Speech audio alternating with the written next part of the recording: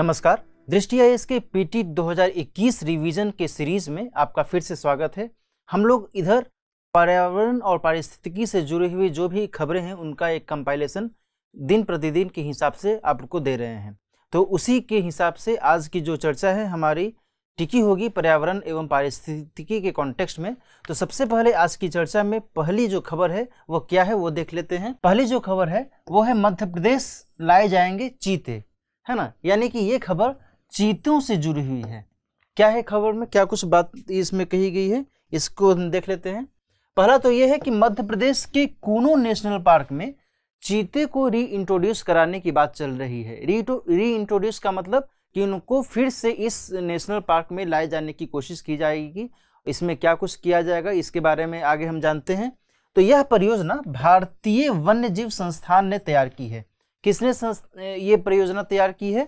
तो wild life institute of India, ठीक है, भारतीय वन्य जीव संस्थान ने ये परियोजना तैयार की है। यदि मैं इसकी बात करूं तो wild life institute of India, इसकी स्थापना हुई थी 1982 में, ठीक है। तो इस संस्था के द्वारा यह कार्य किया जाना है। क्या किया जाना है? चीतों को री इंट्रोड्यूस कराने की बात चल रही है।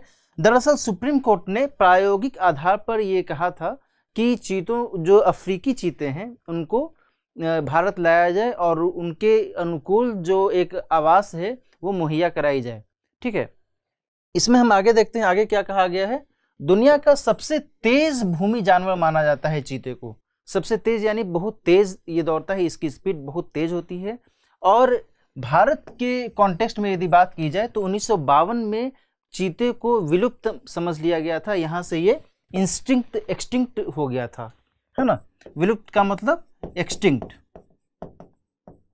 कब? 1952 की ही बात है, यानी आज़ादी से लगभग 5 साल बाद की स्थिति को यदि मद्देनजर रखा जाए तो उस दौरान चीते भारत में विलुप्त की श्रेणी में आ गए थे। देश का अंतिम चित्तीदार चीता 1947 में छत्तीसगढ़ में मरा था। हालांकि उस दौरान तो मध्य प्रदेश ही था, छत्तीसगढ़ तो खैर बाद में बना, लेकिन 1947 की जो एक बात है उसके हिसाब से यदि देखा जाए तो 1947 में उस क्षेत्र में सबसे अंतिम जो चीता था उसकी मृत्यु हो गई थी। कूनो नेशनल पार्क की यदि बात करें तो यह जो पार्क है लगभग 750 वर्ग किलोमीटर क्षेत्र में विस्तृत है। कई बार परीक्षा में इस तरीके से सवाल बन जाते हैं कि यह पार्क किस राज्य में है, या फिर इस राज्य में ये पार्क है या नहीं, या फिर इस पार्क की क्या कुछ विशेषताएं हैं, इसके आधार पर सवाल बनते हैं। तो उस लिहाज से ये आपके लिए महत्वपूर्ण हो सकता है। और एक और महत्वपूर्ण बात यह है कि इस पार्क में कुछ ऐसे जानवर पाए जाते हैं जिनके बारे में जानना आपको ज़रूरी है। एक तो चीते की बात हो ही गई कि चीते को यहाँ पर री इंट्रोड्यूस कराए जाने की बात चल रही है। इसके अलावा जो चौसिंगा होता है, या जिसे हम लोग 4 सिंग वाले मृग यानी एंटीलोप के रूप में भी जानते हैं, ये चिंकारा, नीलगाय, सांभर, चित्तीदार हिरन, जंगली सूअर, ये सभी जो है इस नेशनल पार्क में पाए जाते हैं। आप यदि मोटे तौर पर याद रखना चाहें तो आप इसको ऐसे याद रख सकते हैं कि मृग की श्रेणी या उसके लगभग आने वाली श्रेणी में जो भी जानवर हैं, जैसे सांभर है, जैसे कि चित्तीदार हिरन है ना, जैसे कि नीलगाय है, या फिर जैसे कि चिंकारा है, ये सभी इस पार्क में आसानी से सुलभता से मिल सकते हैं, है ना। तो इस तरीके से आपको ये याद रह सकता है। आगे देखते हैं आगे क्या है। इसी तरीके से मैं यहाँ पर एक क्वेश्चन के तौर पर आपको थोड़ा सा बताना चाह रहा हूँ कि इस तरीके से एक सवाल पूछा गया था। कब? 2017 में आईएएस प्री में सवाल पूछा गया था कि हाल ही में कुछ शेरों को गुजरात के उनके प्राकृतिक आवास से निम्नलिखित में से किस एक स्थल पर स्थानांतरित किए जाने का प्रस्ताव था, है ना। तो आप समझ सकते हैं जिस हिसाब से सवाल बन रहा है उस हिसाब से यदि देखा जाए तो ये जो एक न्यूज़ है कि कूनो राष्ट्रीय पार्क में चीतों को री इंट्रोड्यूस कराया जाएगा, तो इस तरीके से सवाल बनने की संभावना बन जाती है। आगे हम बात करते हैं, कौन सी खबर है? आगे की खबर है बन्नी घास भूमि। बन्नी घास भूमि बहुत ही प्रचलित है, बहुत ही चर्चा में रहती है। आइए जानते हैं ये इसके बारे में, यह क्यों न्यूज़ में रही है। पहली बात तो यह है कि बन्नी घास भूमि गुजरात के क्षेत्र में पाई जाती है ना। ये गुजरात का एरिया है। भारत के मैप में जो गुजरात का एक एरिया देखा जा सकता है, उस एरिया में यहाँ पर आप जो ग्रीन कलर में देख रहे हैं ये बन्नी घास क्षेत्र कहलाता है। आगे देखते हैं आगे क्या कहा गया है।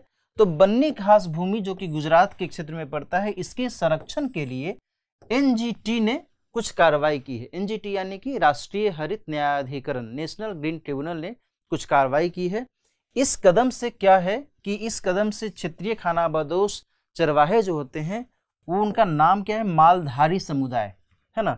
इस पार्टिकुलर रीजन में एक खास समुदाय रहते हैं जो कि यहाँ पर पशुपालन वगैरह करते हैं, अपना जीवन यापन करते हैं, उनका नाम है मालधारी समुदाय। इस समुदाय के लिए इस संरक्षण से उनके लिए बहुत ही आसानी हो जाएगी, क्योंकि वे चरवाहा समुदाय से बिलोंग करते हैं और उनके पशुओं के लिए जो चारागाह का एक क्षेत्र है, बन्नी घास भूमि क्षेत्र, ये बहुत ही महत्वपूर्ण है। आगे देखते हैं, मालधारियों के पास वन अधिकार अधिनियम, यानी कि वन अधिकार अधिनियम कहने का मतलब क्या हुआ, फॉरेस्ट राइट एक्ट FRA 2006, इसके तहत स्थानीय वनों के संरक्षण का अधिकार इनको मिला हुआ है। FRA 2006 को आप याद रखिएगा, इस तरीके के सवाल कई बार परीक्षा में पूछे गए हैं कि वन अधिकार अधिनियम 2006 में क्या कुछ बातें कही गई हैं, ये किस मंत्रालय के अंतर्गत आता है। यदि इसके मंत्रालय की बात की जाए तो ये जनजातीय मंत्रालय के अंतर्गत आता है, क्योंकि इसके तहत जो भी वन क्षेत्र में रहने वाली जनजातियां हैं या फिर वन क्षेत्र में अन्य ऐसे लोग, ऐसे समूह जो कि पारंपरिक तौर पर उस क्षेत्र में निवास कर रहे हैं, उनके संरक्षण की, उनके आजीविका की बात इस अधिनियम में की गई है ना। मोटे तौर पर यहाँ पर आप ये जान लीजिए। तो उस हिसाब से इस समुदाय को इस अधिनियम के माध्यम से स्थानीय वनों के संरक्षण का अधिकार मिला हुआ है। आगे देखते हैं, आगे क्या कहा गया है। यह समुदाय बन्नी भैंस का पालन करता है ना। तो बन्नी घास भूमि भी है, बन्नी भैंस है, उसी क्षेत्र के नाम पर इस भैंस का नाम रखा गया होगा, है ना। या फिर हो सकता है कि बन्नी भैंस के नाम पर इस घास भूमि का नाम रखा गया होगा, इस पर नहीं जाना है। बन्नी भैंस इस घास भूमि के लिए स्थानीय प्रजाति मानी जाती है, ठीक है। यह प्रजाति गर्म परिस्थितियों में रहने के अनुकूल है।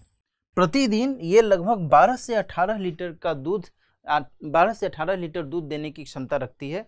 तो ये आपके लिए महत्वपूर्ण हो सकता है। आगे देखते हैं। इस तरीके से ही एक सवाल पूछा गया था IAS 2014 में। इसमें पूछा गया था कि मंगानियार के नाम से जाना जाने वाला जो समुदाय है ये किस क्षेत्र में पाया जाता है ना। जिस तरीके से अभी मैंने बताया कि मालधारी समुदाय जो है गुजरात के इस पश्चिमी क्षेत्र में पाया जाता है और बन्नी घास भूमि क्षेत्र से इसका बहुत महत्वपूर्ण संबंध है, उसी तरीके से ये एक जो समुदाय था ये उस दौरान चर्चा में रहा होगा, तो इसके आधार पर UPSC ने सवाल बना दिया। तो आप उस तरीके से आप इसको प्रिपेयर कर सकते हैं। आगे देखते हैं। आगे हम बात कर रहे हैं नई खबर की, जिसका नाम है डार्विन्स आर्क। ये कहाँ पर है? ये प्रशांत महासागर में गैलापागोस द्वीप समूह है, वहाँ पर ये है। ये दरअसल है क्या, ये एक तरीके की प्राकृतिक चट्टान है। इसका नाम पड़ा है बहुत ही जाने माने जो प्रकृतिवादी थे चार्ल्स डार्विन, उन्हीं के नाम पर इसका नाम डार्विन्स आर्क पड़ा है। दरअसल इस चट्टान में कुछ अपरदन की स्थितियां देखी गई हैं और इसी कारण से इसे चर्चा में लाया गया है। पर्यटकों को यहाँ पर जाने की अनुमति नहीं है। और इसके अलावा मैं आपको ये भी बता दूं कि चूंकि ये जो समुद्री इलाका है, इस समुद्री इलाके में अपरदन की स्थिति देखी जा रही है। यहाँ पर जो ये प्राकृतिक चट्टान है इसमें समुद्री अपरदन के कारण जो है स्थितियाँ बहुत ही चिंतनीय हो गई हैं। तो यहाँ पर ये आपको जानना जरूरी है कि समुद्री अपरदन में क्या कुछ स्थितियाँ सामने आती हैं। समुद्री अपरदन के कुछ प्रकार होते हैं, इसमें केव, आर्क, स्टैक, स्टंप जो आकृतियाँ बनती हैं, समुद्री अपरदन से बनने वाली आकृतियाँ हैं। इसको मैं आपको एक पिक्चर के थ्रू दर्शाने की कोशिश करूँगा। ये आप जो देख रहे हैं ये समुद्री अपरदन का एक लैंडफॉर्म है और इसके हिसाब से आप देख सकते हैं जो फर्स्ट लैंडफॉर्म बन रहा है ये क्रैक यानी कि दरार बनता है। चट्टान जो समुद्री क्षेत्र में उसके किनारे पर जो चट्टान है वहाँ पर इस तरीके से क्रैक यानी दरार की स्थिति बन सकती है अपरदन के कारण। दूसरा है केव यानी कि गुफा की तरह का एक निर्माण हो सकता है। आप यहाँ पर देख रहे हैं कि अंदर की जो चट्टान है, चट्टान में कटान होते होते यानी अपरदन होते होते ये एक गुफा की तरह गुफा की शक्ल ये ले रहा है। तीसरा है आर्क। आर्क में क्या होता है कि उधर से भी दोनों तरफ से चट्टान में अपरदन होता है, उस साइड से भी और इस साइड से भी। तो ये जो है गुफा की स्थिति अब नहीं है, पूरी तरीके से ये एक चापनुमा आकृति बन गई है और इस आकृति को कहा जाता है आर्क। आर्क का मतलब होता ही है चाप, है ना। उसके बाद आगे की स्थिति यदि हम देखें और यदि अपरदन हो रहा है तो फिर आर्क के बाद की जो स्थिति होती है वह स्थिति कहलाती है स्टैक, है ना। इसमें क्या होता है कि जो ऊपर का जो हिस्सा है, जो एक चापनुमा आकृति बन रही थी, वो भी समाप्त हो जाती है और इस तरीके से एक बड़ा पिलर टाइप से आप देख रहे हैं, समुद्री अपरदन का एक स्थलाकृति के रूप में आप इसे देख सकते हैं। उसके बाद और यदि स्थिति आगे बढ़ती है तो ऊपरी का जो हिस्सा है ये हिस्सा भी कट डाउन हो जाता है। कट होने के बाद फिर एक छोटी सी एक आकृति बनती है, इसे क्या कहा जाता है, इसे स्टंप कहा जाता है। तो ये जो आकृतियां हैं, केव, आर्क, स्टैक, स्टंप और इधर ये क्रैक, ये सभी जो आकृतियां हैं ये समुद्री अपरदन की द्योतक हैं। आगे हम इसको थोड़ा इस हिसाब से डिफाइन करने की भी कोशिश कर रहे हैं, इसको आप चाहें तो स्क्रीनशॉट ले सकते हैं। केव है और आर्क है, यहाँ पर केव, यहाँ पर आर्क, ये स्टैक और ये स्टंप। जो मैंने आपको अभी बताया है उसी को यहाँ पर एक शब्द के रूप में लिख दिया गया है। आगे बात करते हैं, आगे की जो खबर है वो है deep sea faunal diversity in India. इसके बारे में देखते हैं यह खबर क्यों चर्चा में है। यहाँ से आप समझ सकते हैं कि जो समुद्री जीव जंतु हैं, समुद्री जीव जंतु में भी जो डीप सी यानी गहरी समुद्र की गहराई में जो जीव जंतु पाए जाते हैं उनके बारे में कुछ खबरें आई हैं। आइए देखते हैं उस खबर में क्या कुछ खास बातें कही गई हैं। तो actually deep sea faunal diversity in India के कॉन्टेक्स्ट में एक पुस्तक प्रकाशित की गई है, इस नाम से ही एक पुस्तक प्रकाशित की गई है। इसको तैयार करने में ZSI zoological survey of India की बड़ी भूमिका रही है। देश में अपनी तरह का ये पहला प्रकाशन है ना। इस लिहाज से ये बहुत ही महत्वपूर्ण हो जाता है, जिसमें गहन समुद्री फॉनल डाइवर्सिटी पर चर्चा की गई है। यहाँ पर आप समझ सकते हैं फॉनल की बात हो रही है, यानी कि फ्लोरा की नहीं बल्कि फॉनल। फ्लोरा का मतलब जो वनस्पति से जुड़ा हुआ है, फौना का मतलब जो जीव जंतु से जुड़ा हुआ है ना। तो उससे रिलेटेड, ये नहीं बल्कि इससे रिलेटेड ये डाटा प्रकाशित किया गया है। गहन समुद्री पारितंत्र की बात की जाए तो इसको हम इस तरीके से डिफाइन कर सकते हैं, 200 मीटर से अधिक की गहराई वाले जो समुद्री क्षेत्र होते हैं उन्हें गहन समुद्री पारितंत्र की संज्ञा दी जा सकती है। आगे बात करते हैं, प्रकाश संश्लेषण क्रिया के जरिए प्राथमिक उत्पादकता में सूर्य की रोशनी की भूमिका लगभग न के बराबर हो जाती है। जाहिर सी बात है कि जब बहुत डीप सी की यदि बात की जाए तो अत्यंत गहराई वाली स्थिति में जो सूर्य की रोशनी है वो बहुत ही धुंधली हो जाती है, वहाँ पर सौर प्रकाश अत्यधिक अच्छे से या आसानी से नहीं पहुँच पाता है। अरब सागर के गहरे क्षेत्रों में सबसे ज्यादा जो है प्रजातियां जैव विविधता पाई जाती है, इसके बाद बंगाल की खाड़ी का स्थान आता है। इस तरीके से तुलनात्मक तौर पर आपको जानना चाहिए कि भारत के कॉन्टेक्स्ट में किस क्षेत्र में जैव विविधता या फिर जो प्रजातियां हैं वो पाई जाती हैं। तो अरब क्षेत्र में ज़्यादा है और बंगाल की खाड़ी वाले क्षेत्र में कम है। इस डाटा के हिसाब से ये आकलन किया गया है। दूसरा क्या आकलन किया गया है, अंडमान सागर में लक्षद्वीप के मुकाबले अधिक जैव विविधता है। ठीक है, तो एक तरफ बंगाल की खाड़ी में जो प्रजातियां हैं, जो स्पीसीज हैं, उनकी संख्या कम है, किसके कंपैरिजन में, तो अरब सागर वाले क्षेत्र के कंपैरिजन में। दूसरा है कि जो बायोडाइवर्सिटी के कॉन्टेक्स्ट में यदि बात की जाए तो अंडमान के क्षेत्र में, अंडमान सागर में लक्षद्वीप के मुकाबले अधिक जैव विविधता पाई जाती है। तो यहाँ पर इस डाटा के माध्यम से ये कुछ जानकारियां दी गई हैं। आगे देखते हैं, आगे क्या कहा गया है। दुनिया में पाई जाने वाली 7 समुद्री कछुओं की प्रजातियों में से 5 भारत में पाई जाती हैं। इस आकलन में ये भी एक निष्कर्ष निकलकर सामने आ रहा है कि 5 प्रजातियां, जो कछुओं की 5 प्रजातियां हैं, समुद्री कछुओं की जो 5 प्रजातियां हैं वो भारत में पाई जाती हैं, और जबकि पूरे विश्व में लगभग 7 ऐसी प्रजातियां हैं, है ना। तो ये भी एक बहुत ही महत्वपूर्ण हो जाता है। आगे बात करते हैं।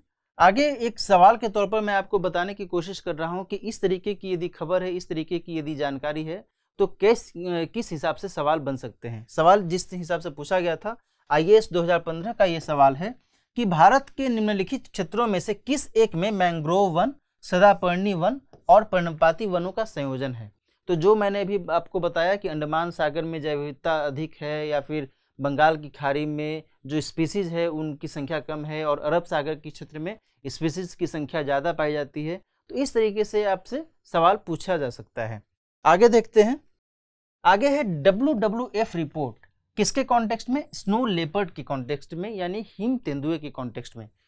इसमें क्या कहा गया है कि एशियाई देशों में हिम तेंदुए के 70% से अधिक आवास पर शोध नहीं हुआ है ना। ये एक चिंतनीय बात है कि हिम तेंदुए के 70% से अधिक आवास पर शोध हुआ ही नहीं है, उनके बारे में ये पता ही नहीं लगाया जा सकता है कि हाँ उनकी स्थिति कैसी है, वो किस आवास में वो अच्छे से जी रहे हैं नहीं जी रहे हैं, क्या उनकी दशा है, इसके बारे में अनुमान ही नहीं लगाया जा सकता है।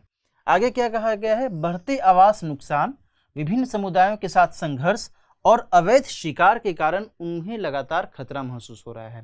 तो ये सब कुछ ऐसे पॉइंट्स हैं, कुछ ऐसे बिंदु हैं जिनके आधार पर ये कहा जा सकता है कि उनकी जो संख्या है, उनकी संख्या में या तो गिरावट आ रही है या फिर उनकी संख्या दिनों दिन घटती चली जा रही है। क्या क्या कारण दिख रहे हैं, तो एक तो जो आवास नुकसान हो रहा है, जहाँ पर वे आसानी से जीवन यापन कर सकते हैं, उसका नुकसान हो रहा है। दूसरा, विभिन्न समुदायों के साथ संघर्ष, या फिर मानव के साथ संघर्ष, या फिर अन्य जो जंगली जानवर है उनके साथ संघर्ष की स्थिति पनपती है। तो ऐसे में यदि उनकी मृत्यु हो जाए, हिम तेंदुए की यदि मृत्यु हो जाए, तो ऑटोमेटिकली उनकी संख्या में कमी आएगी। तीसरा क्या कारण देखा जा रहा है कि अवैध शिकार के कारण भी उनकी संख्या में कमी की जो स्थिति है वो देखी जा रही है।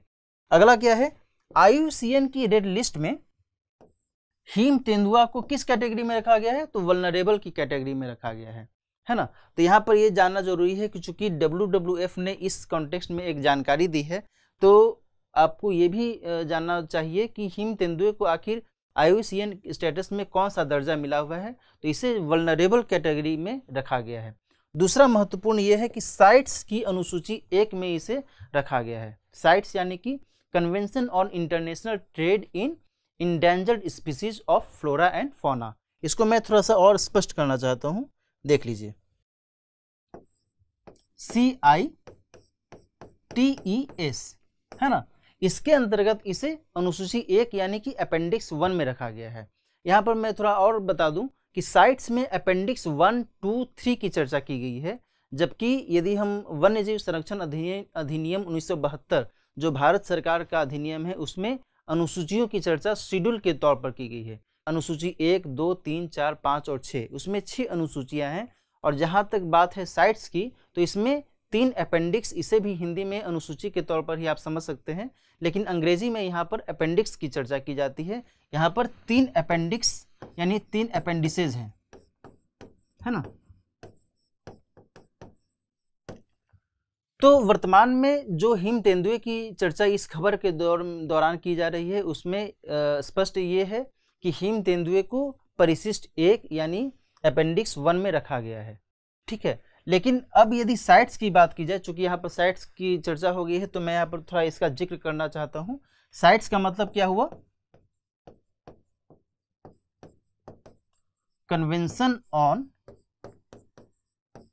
International trade in endangered species of wild flora and fauna. बहुत ही आसान है, CITES, ठीक है। किस कॉन्टेक्स्ट में कन्वेंशन, तो इंटरनेशनल ट्रेड के कॉन्टेक्स्ट में। किसकी इंटरनेशनल ट्रेड, तो इंडेंजर्ड स्पीसीज। कौन से इंडेंजर्ड स्पीसीज, तो वाइल्ड फ्लोरा एंड फौना, जो जंगली वनस्पति और जंगली जीव जंतु हैं, उनके अंतर्राष्ट्रीय व्यापार के कॉन्टेक्स्ट में यह एक अभिसमय है, यह एक कन्वेंशन है। इसमें 3 अपेंडिसेस हैं। अपेंडिक्स 1 की जो बात है, उसमें कहा गया है कि जो भी मोस्ट थ्रेटेंड ऐसे फ्लोरा एंड फौना है, उनके अंतर्राष्ट्रीय व्यापार को हम चेक करेंगे, उसको हम पाबंदी लगाएंगे, ऐसा ना हो।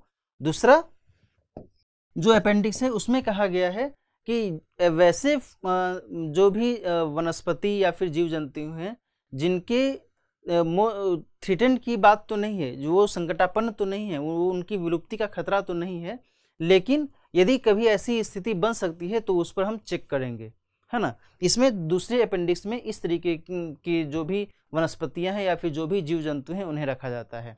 तीसरी जो अपेंडिक्स है, तीसरे अपेंडिक्स में ये कहा गया है कि यदि कोई संस्था ऐसा यदि कहती है कि हाँ ये इस अमुक फ्लोरा या फिर अमुक फौना को इस सूची में रखा जाना चाहिए, इनको खतरा हो सकता है, तो हम उस तरीके के फ्लोरा या फौना को इस सूची में अपेंडिक्स 3 में रखेंगे। तो इस तरीके से 3 अपेंडिसेस की चर्चा की गई है। फिर से मैं रिपीट कर देता हूँ। एक तो मोस्ट थ्रेटेंड, यहाँ पर मैं MT लिख देता हूँ, आपको आसानी होगी समझने में। मोस्ट थ्रेटेंड जो भी फ्लोरा एंड फौना है उनके लिए बात की गई है। इसमें वैसे जो भी जीव जंतु या फिर वनस्पतियां हैं उनके लिए यहाँ पर रक्षा की बात की जा रही है, जो कि संकटापन्न तो नहीं है, संकटापन्न तो नहीं, लेकिन खतरे की संभावना,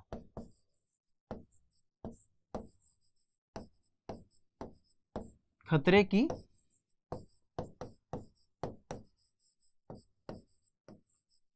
संभावना आप मोटे तौर पर इस तरीके से याद रख सकते हैं। और तीसरे में यदि किसी संस्था के द्वारा सुझाया जाए,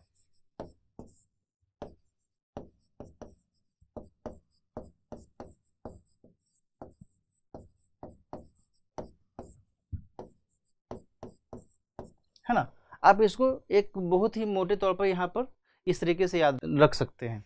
आगे देखते हैं आगे क्या बात कही गई है। तो WWF की बात यदि की जाए, मैंने अभी साइट्स की बात की ही, WWF की बात की जाए तो ये पर्यावरण के संरक्षण, अनुसंधान एवं रख रखाव संबंधी विषयों पर कार्यरत है और 1961 में इसका गठन किया गया था। किसका? WWF यानी कि world wide fund for nature का, है ना। तो इस हिसाब से आपके लिए महत्वपूर्ण हो सकता है। आगे हम बात करते हैं आर्कटिक फायर्स, यानी आर्कटिक क्षेत्र में आग लगने की घटना हुई है, इसके कारण यह चर्चा में है। आइए देखते हैं क्या है इसमें। आर्कटिक टुंड्रा वनों की आग के चलते परमाफ्रॉस्ट गर्म हो रहे हैं और इसका जो कारण है, इसका कारण क्या बताया जा रहा है? ग्रीन हाउस गैसों को इसका कारण बताया जा रहा है, ठीक है ना। अब यहाँ पर आपको समझना होगा कि परमाफ्रॉस्ट क्या है और किस कारण से ये गर्म हो रहे हैं। तो यह जो कारण बताया जा रहा है, इसके गर्म होने से जमीन में, मृदा में दबी हुई जो भी कार्बन डाइऑक्साइड है और मीथेन है, CH4 यानी मीथेन है, वो मुक्त होती है और जब ये मुक्त होंगी तो ये पॉल्यूशन का कारण बनेगी, है ना। परमाफ्रॉस्ट की यदि बात की जाए तो आखिर परमाफ्रॉस्ट है क्या? तो इसे आप ऐसे समझ सकते हैं कि पृथ्वी की सतह के ऊपर या अंदर अस्थायी रूप से जो भी जमी हुई परत है उसे हम परमाफ्रॉस्ट की संज्ञा देते हैं। ये जनरली आर्कटिक वाले रीजन में या फिर उस तरीके से जो भी यूरोपीय प्रदेश हैं वहाँ पर ऐसे परमाफ्रॉस्ट की स्थिति देखी जा सकती है। मृदा, ग्रेवल यानी बजरी, रेत आदि ये सभी जो है परमाफ्रॉस्ट में शामिल माने जाते हैं। ये सभी बर्फ से बंधे हुए होते हैं। मैं आपको इस चित्र के माध्यम से समझाने की कोशिश करता हूँ। ये देखिए, यही है परमाफ्रॉस्ट। आप यहाँ पर देख रहे हैं ना, बहुत ही चट्टानी ये स्वरूप लिए हुए है और मृदा, बजरी वगैरह जो भी एकदम पूरी तरीके से जमा हुआ है। ठंड के कारण ये पूरी तरीके से एकदम सख्त हो चुका है ना। यदि इसके लिए और हम बात करें आगे, तो परमाफ्रॉस्ट के लिए जो तापमान है कम से कम 2 सालों के लिए नियमित तौर पर 0 डिग्री सेल्सियस या उससे कम होना चाहिए। ये एक बड़ा इसके लिए जवाबदेह होता है परमाफ्रॉस्ट के लिए। दूसरा है कि भूमि या महासागरों की तली में परमाफ्रॉस्ट की उपस्थिति हो सकती है ना। यहाँ पर आपको ध्यान देना होगा कि केवल महासागरों में ही नहीं या फिर केवल भूमि पर ही नहीं, बल्कि भूमि में भी और महासागरों की तली में भी परमाफ्रॉस्ट की स्थिति देखी जा सकती है। अगला क्या है कि आर्कटिक क्षेत्र जैसे कि ग्रीनलैंड, जो मैंने अभी शुरू में भी कहा, अमेरिका के अलास्का, रूस, चीन और पूर्वी यूरोप में परमाफ्रॉस्ट की मौजूदगी देखी जा सकती है। मैंने इसके बारे में अभी शुरू में भी बोला था। तो इन क्षेत्रों में परमाफ्रॉस्ट की स्थिति देखी जा सकती है। लेकिन अभी जो खबर आई है वो खबर आई है आर्कटिक क्षेत्र में परमाफ्रॉस्ट में के गर्म होने से उसके वहां पर आग लगने की स्थिति देखी जा रही है। अब हम बात कर रहे हैं वाटर एरोड्रोम प्रोजेक्ट के कॉन्टेक्स्ट में। वाटर एरोड्रोम प्रोजेक्ट का आप समझ सकते हैं मतलब क्या हुआ। यहाँ पर आप देख रहे हैं, पिक्चर में दिखाया गया है कि एक हवाई जहाज है जो कि पानी पर तैरता हुआ दिख रहा है ना। तो अब यहाँ पर वाटर एरोड्रोम का मतलब क्या कि ऐसा एरोड्रोम, ऐसा हवाई अड्डा जो कि वाटर पर यानी पानी पर बना हो। आइए देखते हैं इसमें क्या कुछ कहा गया है। स्वराज द्वीप, स्वराज द्वीप कहाँ है? ये अंडमान निकोबार द्वीप समूह में है। स्वराज द्वीप पर वाटर एरोड्रोम प्रोजेक्ट से पर्यावरण मंत्रालय जो है वो थोड़ा सा नाखुश दिख रहा है। उसे लग रहा है कि ऐसा न हो कि इस प्रोजेक्ट के चलते पर्यावरण को नुकसान हो, उस क्षेत्र में जो जैव विविधता है उसको नुकसान हो। यह प्रोजेक्ट दरअसल उड़ान यानी उड़े देश का आम नागरिक योजना का हिस्सा है ना। अंडमान प्रशासन ने प्रोजेक्ट के कारण किसी भी प्रभाव की बात स्वीकार नहीं की है। यदि अंडमान प्रशासन की बात की जाए तो उसने कहा है कि नहीं, यहाँ पर किसी तरीके की कोई दिक्कत वाली बात नहीं है इस प्रोजेक्ट के चलते। वाटर एरोड्रोम की बात की जाए तो यह एक खुला जलीय क्षेत्र होता है ना। जो सामान्य तौर पर जो हवाई अड्डा होता है, एरोड्रोम होता है, वो पूरी तरीके से बहुत ही फाइन वे में बनाया जाता है, बहुत ही अच्छे से बनाया जाता है। लेकिन यहाँ पर कहा जा रहा है कि यह एकदम खुला ओपन स्पेस होगा, ओपन क्षेत्र होगा। समुद्री प्लेन्स उड़ाने में इस्तेमाल किया जा सकता है इसका, है ना, इस प्रकार के एरोड्रोम का। सी प्लेन्स के जरिए किसी द्वीप या तटीय क्षेत्र के दूर दराज के इलाकों में कनेक्टिविटी को मजबूती मिलती है। आपको पता ही है कि भारत का जो तटीय क्षेत्र है वो बहुत ही बड़ा है, लगभग 7516 किलोमीटर का एक ये क्षेत्र है। तो ऐसे में ये जो वाटर एरोड्रोम प्रोजेक्ट की बात की जा रही है, ये बहुत ही एक फायदेमंद साबित होने की बात कही जा रही है। असम, महाराष्ट्र, उत्तराखंड, लक्षद्वीप, अंडमान एवं निकोबार आदि में 14 से अधिक वाटर एरोड्रोम की योजना बनाई जा रही है ना। तो ये आपके लिए जानकारी के लायक है। आगे हम बात करते हैं जलवायु संकट पर यूनेप यानी कि यूनाइटेड नेशंस एनवायरनमेंट प्रोग्राम की एक रिपोर्ट आई है। वह रिपोर्ट क्या कहती है जल्दी से हम देख लेते हैं। Climate and clean air coalition के सहयोग से, ये एक टर्म है ना, climate and clean air coalition के सहयोग से जलवायु संकट पर यूनेप की रिपोर्ट आई है। रिपोर्ट में क्या बात कही गई है कि मानव जनित मीथेन के उत्सर्जन को कम करने के लिए तात्कालिक कदम उठाने की आवश्यकता है। ये बहुत ही जनरलाइज्ड ही है, ये तो सभी को पता है कि मानव जनित मीथेन का जो उत्सर्जन हो रहा है वो जलवायु प्रदूषण का एक बहुत बड़ा कारक है। तो अभी इस रिपोर्ट की यदि बात की जाए तो इसमें ये कहा गया है कि मानव जनित मीथेन का जो उत्सर्जन है इसे कम किया जाना जरूरी है। आगे देखते हैं, वर्तमान में सबसे अधिक गति से मीथेन का उत्सर्जन बढ़ रहा है। ये चिंतनीय बात है कि मीथेन का उत्सर्जन बहुत ही तीव्र गति से बढ़ रहा है, बहुत ही तीव्र दर से इसका उत्सर्जन बढ़ रहा है। आगे देखते हैं, आगे क्या बात कही गई है। पूर्व औद्योगिक समय से ही ग्लोबल वार्मिंग में 30% हिस्से के लिए यह जिम्मेदार है। कौन जिम्मेदार है? तो CH4 है ना, CH4 यानी मीथेन। मानव जनित मीथेन उत्सर्जन के मुख्य स्रोत की यदि बात की जाए कि आखिर कैसे जो है ये उत्सर्जन का कारक बन जाता है, तो फोसिल फ्यूल्स, जो भी फोसिल फ्यूल्स हैं, जीवाश्म ईंधन हैं, या फिर जो भी वेस्टेज हैं, या फिर एग्रीकल्चर में भी मीथेन उत्सर्जन की बात की जाती है। तो ये सब ऐसे स्रोत हैं जो कि मीथेन उत्सर्जन के प्रमुख कारक के तौर पर जाने जा सकते हैं। आगे देखते हैं, आगे हम बात कर रहे हैं लंपी स्किन डिजीज की। ये एक मवेशी में होने वाली बीमारी है, यह आजकल चर्चा में रही है, तो इस कारण से इसे हमने पिक किया है। बिहार में मवेशियों में वायरल बीमारी है ना, कैसी बीमारी? तो वायरल, बैक्टीरियल नहीं है या फिर फंगाइल बीमारी नहीं है, बल्कि वायरल बीमारी है, लंपी स्किन डिजीज। कहाँ पर इसकी उपस्थिति देखी गई है? तो बिहार के मवेशियों में। सबसे पहले यदि देखा जाए तो जाम्बिया में, अफ्रीकी देश जाम्बिया में 1929 में इसका पहला मामला देखा गया था। इसके बाद 2015 के दौरान यूरोप की मुख्य भूमि ग्रीस के साथ साथ कॉकेशस और रूस में भी इस तरीके की बीमारी का प्रवेश देखा गया था। भारत में अगस्त 2019 में ओडिशा से भी LSD के मामले सामने आए थे, लेकिन वर्तमान में बिहार में यह जो बीमारी है बहुत ही प्रसारित हो रही है। आगे देखते हैं, मवेशियों के मामले में भारत जो है दुनिया भर में शीर्ष स्थान पर है, ये सभी को पता है। और ऐसे में इस तरीके की बीमारी यदि पूरे भारत में यदि फैलेगी तो ये हमारे लिए नुकसानदेह साबित हो सकती है। लंपी स्किन डिजीज जो वायरस है, इसका जीनस क्या होता है? इसका जीनस होता है कैप्रीपॉक्स, है ना, वायरस। कैप्रीपॉक्स वायरस इसका जीनस होता है, ये जानना चाहिए ऐसी स्थिति में। अन्य दो जो प्रजातियां हैं इसकी, वो है शिपपॉक्स वायरस और दूसरी है गोट पॉक्स वायरस, है ना। ये दो प्रजातियां हैं इसकी, ठीक है। आगे देखते हैं, आगे यदि इसके लक्षणों की बात की जाए, यदि इसके क्या कुछ लक्षण होते हैं, इस तरीके की बीमारी में मवेशियों को क्या कुछ ऐसी स्थितियां देखी जा सकती हैं, तो मवेशियों में बुखार की स्थिति देखी जा सकती है, वो बहुत ही आलसी या फिर बहुत ही सुस्त हो जाते हैं, है ना। फिर उनका दुग्धपात होता रहता है, जो भी दूध देने वाली गायें हैं या फिर जो भी ऐसे पशु हैं, दुग्धपात की स्थिति देखी जाती है। आगे क्या देखा जाता है, तो श्लेष्मा झिल्ली में गांठ जो है बनने लगता है। फिर नाक और आंख से पानी आने की स्थिति देखी जा सकती है ना। इस बीमारी में ये कुछ लक्षण उभर कर सामने आते हैं। उनके पैरों में सूजन और लंगड़ापन जैसी समस्याएं भी देखी जाती हैं। तो ये कहा जा सकता है कि ये जो बीमारी है बहुत ही खतरनाक है मवेशियों के दृष्टिकोण से। आगे देखते हैं चर्चा में क्या है। Kenyan T is under threat, यानी कि केन्या की जो चाय है वह संकट की स्थिति में है। आइए देखते हैं इस खबर में क्या और कहा गया है।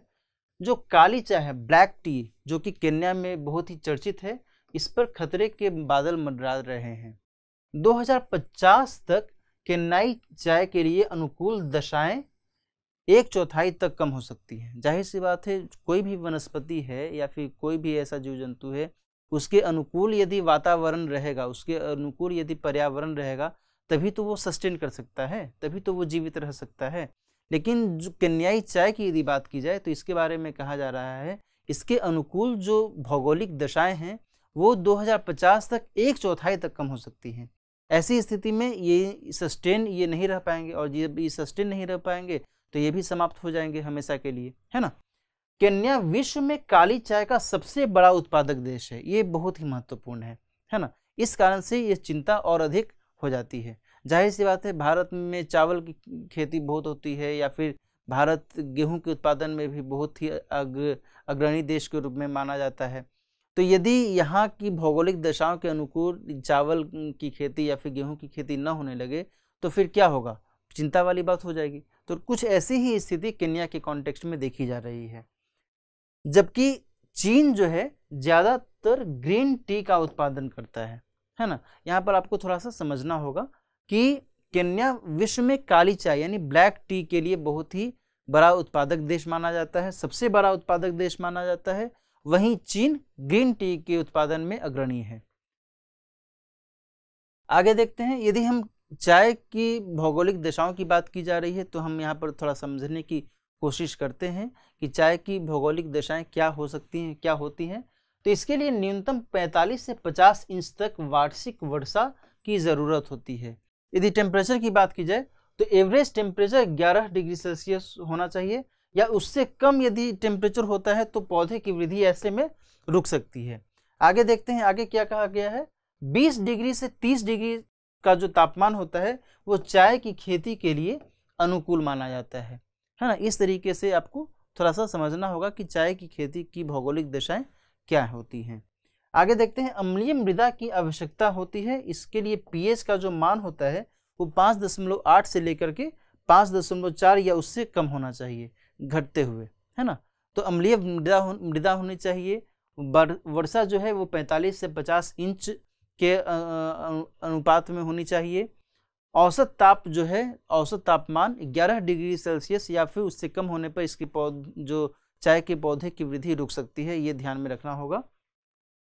आगे देखते हैं, इस तरीके से एक सवाल भी बना था।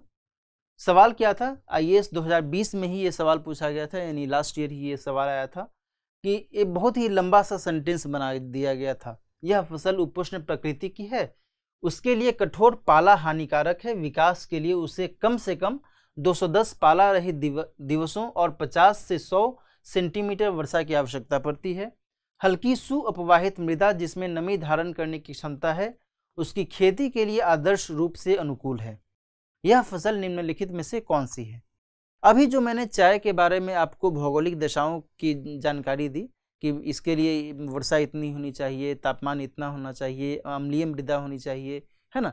तो ये चाय के बारे में अलग अलग जानकारियां दे दी गई। अब इसी तरीके से यहाँ पर एक फसल के बारे में 2-3 भौगोलिक दशाओं को कलेक्ट करते हुए, कंबाइन करते हुए ये सवाल बनाया गया था आईएएस 2020 में। इसका जो जवाब है, इसका जवाब है कपास यानी कॉटन। तो अब बस ये प्रश्न दर्शाने का मकसद केवल यही है कि यदि जानकारियां आपके पास हैं तो जानकारियों का इस्तेमाल किस हिसाब से किया जा सकता है, किस बिंदु पर हमें अधिक फोकस करना है, ये आपको ध्यान में रखना होगा, है ना। आगे हम बात करते हैं। आगे की खबर है एशियाटिक लायंस के कॉन्टेक्स्ट में। इसमें क्या कहा गया है, हैदराबाद के नेहरू जूलॉजिकल पार्क में 8 एशियाई शेर कोरोना संक्रमित पाए गए हैं। ये एक बहुत बड़ी खबर है। यदि हम यहाँ पर एशियाई शेर के कॉन्टेक्स्ट में बात करें तो वाइल्ड लाइफ प्रोटेक्शन एक्ट 1972 की अनुसूची 1 में इसे शामिल किया गया है ना। आगे क्या है, IUCN की रेड लिस्ट में यह एंडेंजर्ड की श्रेणी में शामिल है। नेहरू जूलॉजिकल पार्क की बात करें तो ये एशिया के सबसे बड़े चिड़ियाघरों में से एक है। नेहरू जूलॉजिकल पार्क कहाँ है, हैदराबाद यानी तेलंगाना में यह पार्क है। इसी पार्क की कुछ दूरी पर हुसैन सागर झील भी है। ये आपको एक जानकारी के लिए है। आगे बात करते हैं। एक और नई खबर है, 200 से अधिक प्रजातियों पर संकट की स्थिति देखी जा रही है। संघर्षों के कारण 200 से अधिक प्रजातियों पर संकट की स्थिति सामने आई है, जिसमें गोरिल्ला भी शामिल है ना। गोरिल्ला की बात की जाए तो गोरिल्ला कपियों के परिवार में सबसे विशाल कपी होता है ना। यह कपी की श्रेणी में आता है। जैसे कि मैं आपको यहाँ पर और बता देना चाहता हूँ कि जो हिम तेंदुआ है, हिम तेंदुए की चर्चा हमने शुरू में की, वह बिग कैट यानी कि जो भी बिग कैट की फैमिली है उसमें हिम तेंदुआ आता है। उसमें लायन भी आता है, टाइगर भी आता है ना, स्नो लेपर्ड यानी हिम तेंदुआ भी आता है। उसी तरीके से कपी की श्रेणी में गोरिल्ला आता है ना। तो आपको इस तरीके से जानना हो चाहिए। आगे क्या है, वजन जो है इसका लगभग 440 पाउंड का होता है और इसकी ऊंचाई की बात की जाए तो इसकी ऊंचाई 4 से 6 फीट की इसकी ऊंचाई होती है, यानी कि अच्छा खासा ये बड़ा लंबा होता है। इसके जेनेटिक कोड 98% तक इंसानों के समान होते हैं, है ना। इंसानों की तरह इसमें संवेदनाएं होती हैं और ये उनके अनुसार व्यवहार भी करता है। कई सारे ऐसे वीडियोज आप देखते होंगे, गोरिल्ला जो है इंसानी हरकतें करता हुआ दिखता है ना। तो आपको ये थोड़ा जानना चाहिए। आगे देखते हैं, आगे क्या है। गोरिल्ला की बात ही हम कर रहे हैं तो बड़े बड़े परिवारों में ये रहना पसंद करते हैं, है ना। और इनकी धीमी प्रजनन दर के कारण इनकी संख्या पर संकट की स्थिति देखी जा रही है। तो इनकी संख्या को लेकर जो एक चिंता उभर रही है उसका एक बहुत बड़ा कारण है इनका धीमी गति से प्रजनन दर। तो आज की चर्चा में इतना ही। मिलते हैं नेक्स्ट सेशन में कुछ और महत्वपूर्ण पर्यावरण पारिस्थितिकी से जुड़ी कुछ अहम और महत्वपूर्ण खबरों के साथ, जो आपकी परीक्षा के लिए बहुत ही महत्वपूर्ण साबित हो सकते हैं। तब तक अपना ख्याल रखिए। धन्यवाद।